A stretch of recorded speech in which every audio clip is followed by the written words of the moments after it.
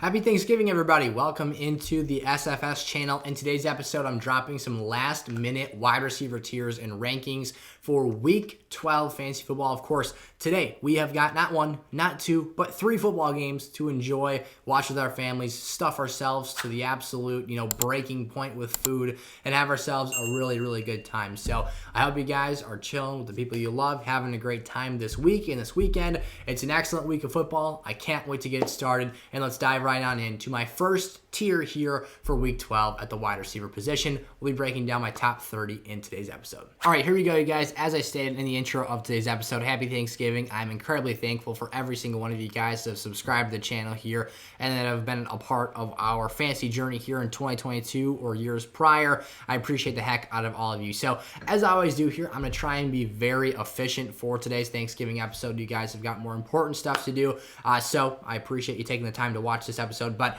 we're going to go really fast through the first two tiers here. I'm basically just going to read the names and the matchups here. You can bicker if you want in the comment section below about the order of the players. Of course, left to right, as always, is how I numerically rank these players. I say this in every video. I just don't have the time to edit the graphic number of what they are in the, obviously, the video. So you can check that stuff out from moving left to right. I will announce it at the top of every single tier here. Starting with Stephon Diggs in our number one tier versus Detroit. Really good matchup there. Tyreek Hill against Houston. Potentially a solid matchup there as well. Coming off of a bye week, should be a bit fresher. Devontae Adams against Seattle. We saw last week he basically abused Patrick Surtain II and called him too young to be covering him.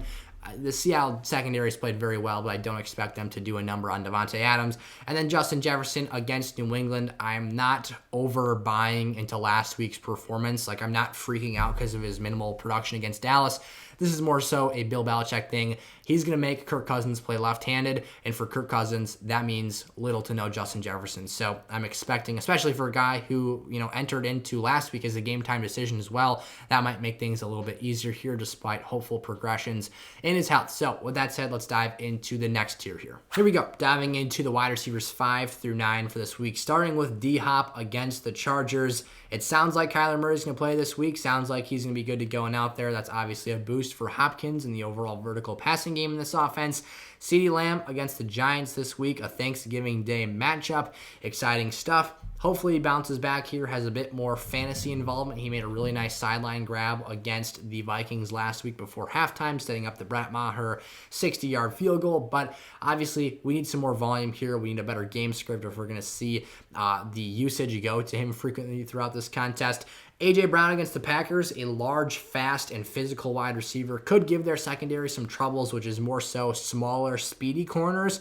We'll see what ends up happening here. He is a clear dominant alpha receiver and can basically go ballistic and win you a matchup in any given week. Next up here, T. Higgins taking on the Tennessee Titans. For T, this is a matchup on paper that looks really good, although the last couple of weeks, Tennessee has allowed concentrated points to just one receiver. So Jamar Chase is coming back this week, or at least is rumored to be coming back. You're going to see him later on in today's episode, but it sounds like he's back practicing, and Joe Burrow came out and said straight up this week they expect to have him playing. But if you look at the Green Bay offense, you've got Christian Watson kind of absorbing all of those points in Week 11. In Week 10, you had Cortland Sutton kind of being the guy for that Denver offense.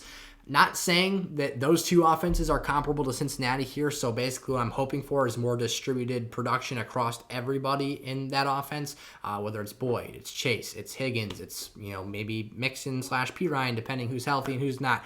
So for Higgins, bottom line, it looks like a good matchup on paper. His production does tend to be a bit streakier when Jamar Chase is on the field. Insanely talented player, though. And then Jalen Waddle, kind of a similar gig. He's typically going to see a significantly fewer number of targets on a per-game basis than a Tyreek Hill does, but we know he is insanely dynamic, explosive, and electric with the football in his hands. So he's going to be very, very tough to stop in this matchup against Houston, especially if he is seeing, which he does basically every week, the second coverage assignment from the opposing defense. So it's just going to come down to him getting loose in space. He doesn't need a ton of targets to go crazy. He's just got to get out there and get moving. Next up, Tier 3 has got some really solid players in it, starting with Amon-Ra St. Brown.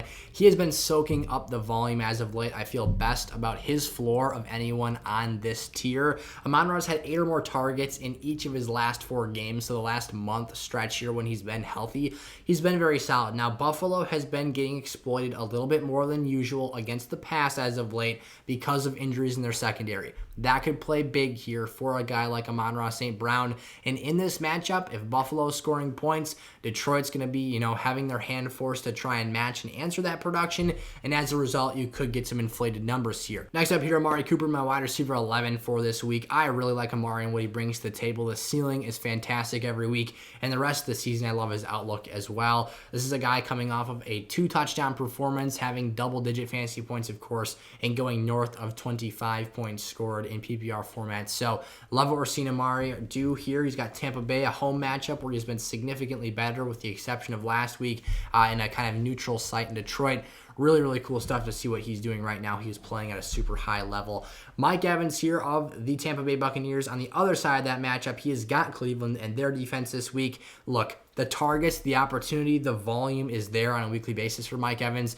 The touchdown production hasn't been though. He hasn't scored a receiving touchdown since week 4 this season. That's been nearly 2 months of time. He needs more touchdown opportunities, and he needs to find the end zone more to give his, lineup utility a boost. For Terry McLaurin here, this is a guy, and actually could have had a touchdown against Carolina in the first matchup and meeting there. He just dropped what would have been like a 60, 70-yard touchdown.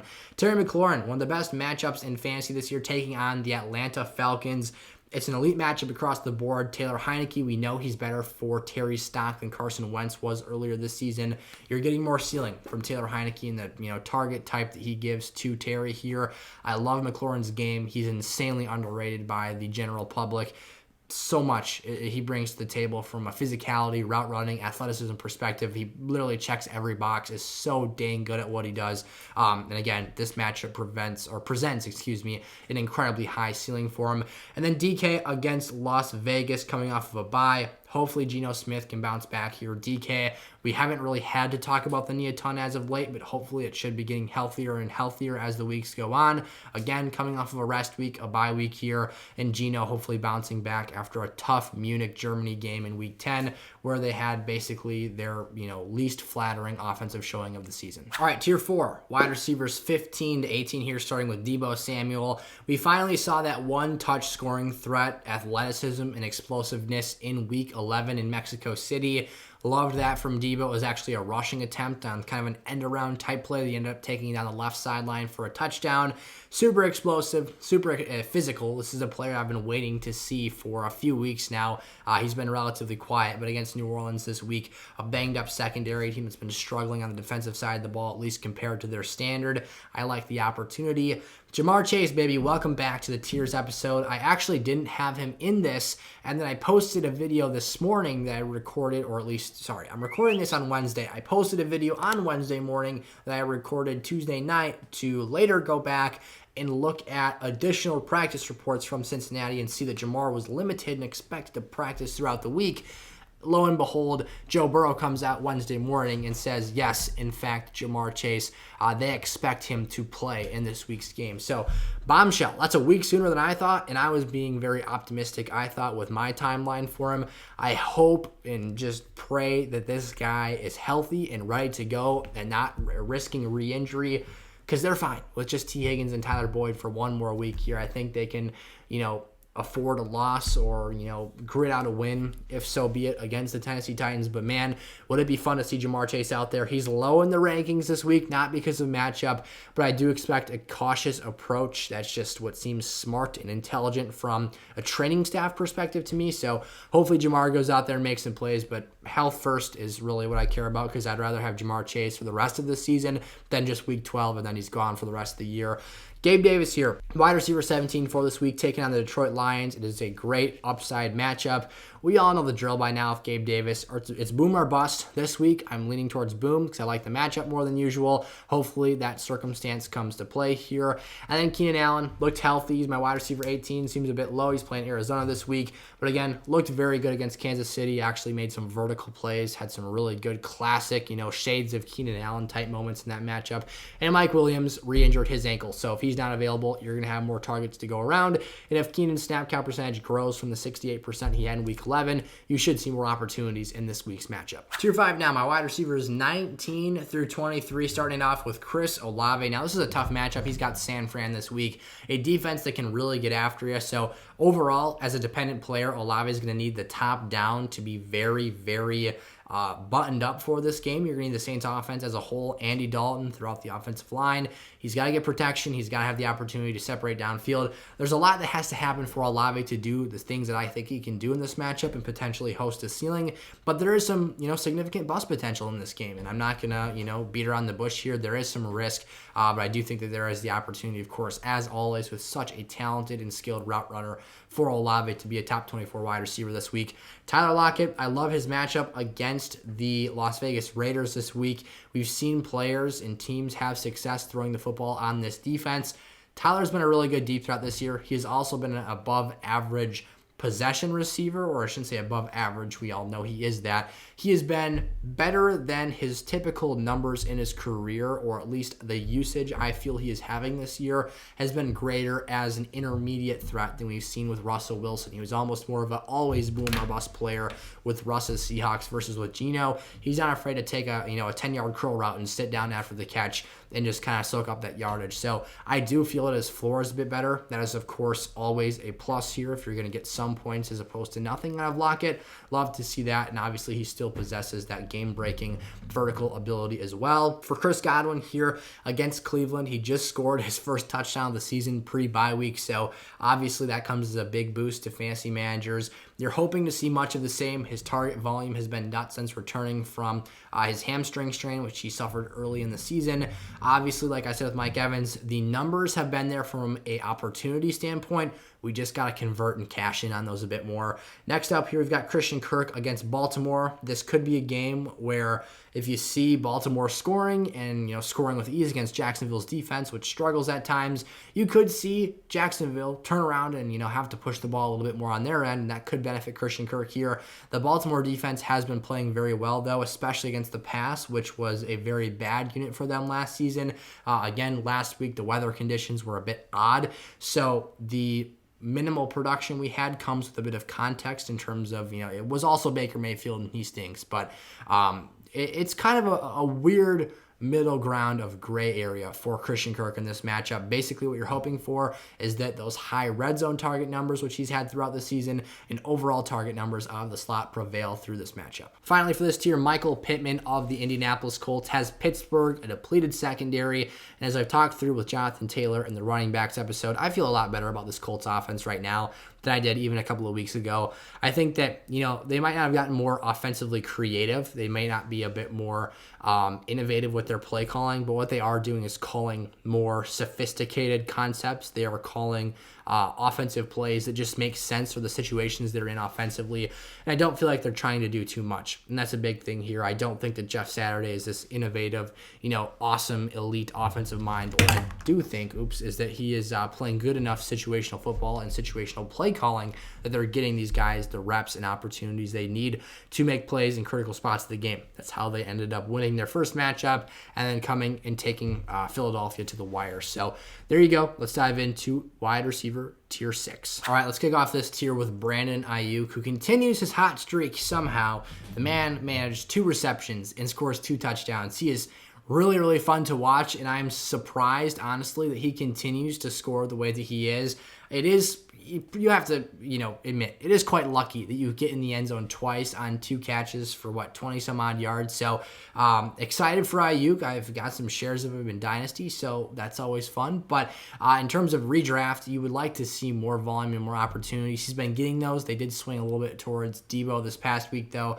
And at the end of the day, I do think that Ayuk, who again is on a touchdown hot streak, will eventually cool off and have a disappointing performance.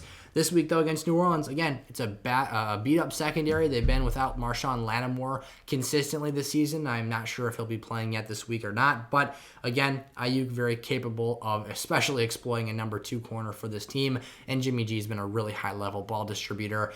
Cortland Sutton here, we'll see about the health and status of Jerry Jeudy this week, but he had 80 yards without Jeudy this past week. He's got Carolina in this week's matchup. If he's the number 1 wide receiver, Russ is going to give him enough passes to have 10 or so fantasy points, and that'll, it's not a great ceiling, but the floor value is there. Devontae Smith against Green Bay always has high upside, does Devontae Smith, really regardless of matchup. Now, what it comes down to is opportunities. Sometimes his volume load is a bit lower on his plate. Sometimes it tends to be a bit higher. It all depends on how many looks are heading A.J. Brown's direction in the game script of the contest. I do think, though, that with the attention that this team is going to have to pay to A.J. Brown, Devontae could see some really good underneath opportunities and soak up some additional volume this week.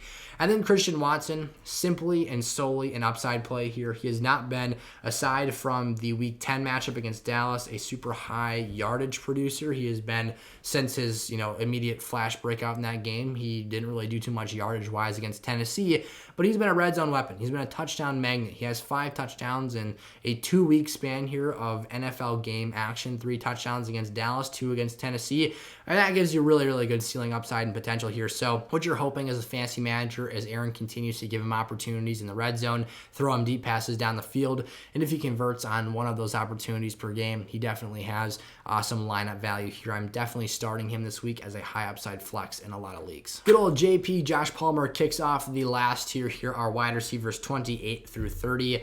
Palmer is coming off of a monster game on Sunday Night Football against the Kansas City Chiefs. He had over 100 yards and 2 scores.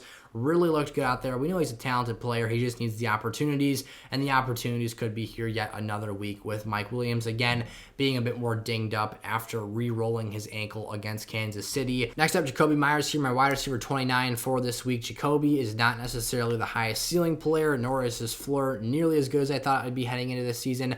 However, he's a really savvy guy. He can get in the zone coverage, find the hole, sit down in the soft spot, and create plays. Now, for Jacoby in this matchup, the Vikings secondary has been, kind of the weakness of their team. Pat P is having a really good season. Harrison Smith, of course, is a very solid player, but more so plays a box or blitzing role. Occasionally, we'll get an interception or 2 here and there. But at the end of the day, I do think there is some opportunity to be had here. This Pats team had a really low-scoring contest last week. Hopefully, they have some progression in that offensive passing game, and they know what they are. This is a Vikings defense that has a really good pass rush and can get after the quarterback, and perfect for Mac Jones and the Patriots. They want to get the ball out of his hands quickly and distribute that rock around the football field. So I do feel there's some opportunity there for Myers.